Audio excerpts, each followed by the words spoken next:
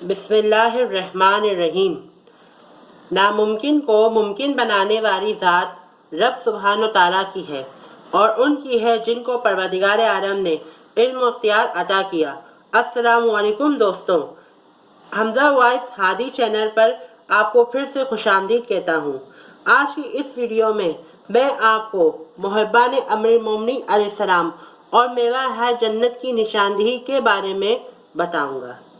چلیں چلتے ہیں اپنی ویڈیو کی جانب۔ مصابیح القلوب کتاب میں مرقوم ہے کہ ایک روز حضرت امیر المومنین علیہ السلام ایک انار کے خشک درخت کے نیچے اپنے اصحاب کی ایک جماعت کے ساتھ بیٹھے تھے۔ آپ علیہ السلام نے فرمایا کہ جس طرح بنی اسرائیل پر معاہدہ نازل ہوا تھا، میں بھی تمہیں ایک نشانی دکھاتا ہوں، اور درخت کی طرف اشارہ کیا۔ اس کے ساتھ ہی وہ سرسبز اور بارآور ہو گیا۔ آپ علیہ السلام نے مزید فرمایا کہ ایک آدمی اٹھ کر بسم اللہ الرحمن الرحیم کہہ کر انار توڑے۔ حاضرین نے حکم کی تعمیل کی اور بعض نے ہاتھ پھیلا کر انار توڑ لیے اور بعض کی قدر ہاتھ دراز کرتے گئے ڈالی اونچی ہوتی گئی اور وہ انار توڑ نہ سکے۔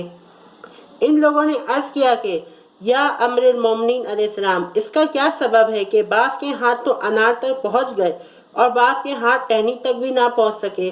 حضرت امیر المومنین علیہ السلام نے فرمایا کہ ان اناروں تک صرف انہی کے ہاتھ پہنچ سکتے ہیں جو میرے محب ہیں، اور ان کے ہاتھ نہیں پہنچ سکتے ہیں جو میرے دشمن ہیں۔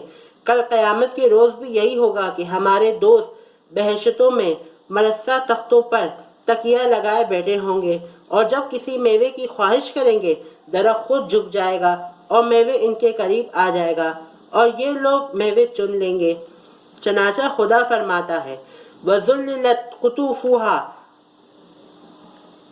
تذلیلا، یعنی میوے اہل بیشت کے لیے جھک جائیں گے، اور دشمن دوزخ سے اہل بیشت کو مخاطب کر کے کہیں گے کہ آفیزو علینا من الماء او مما رزقکم اللہ، یعنی بیشت کا پانی یا رزق جو تم کو اللہ نے دیا ہے اس میں سے کچھ ہم کو بھی دے دو۔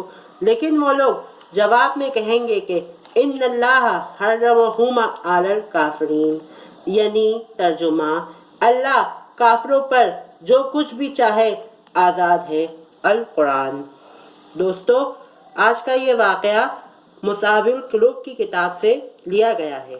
ویڈیو اچھی لگے تو لائک کر دیجیے گا، شیئر کر دیجیے گا اور ہمارے چینل کو سبسکرائب کرنا نہ بھولیے گا۔ اچھا، اب دیں ہمیں اجازت۔ اللہ۔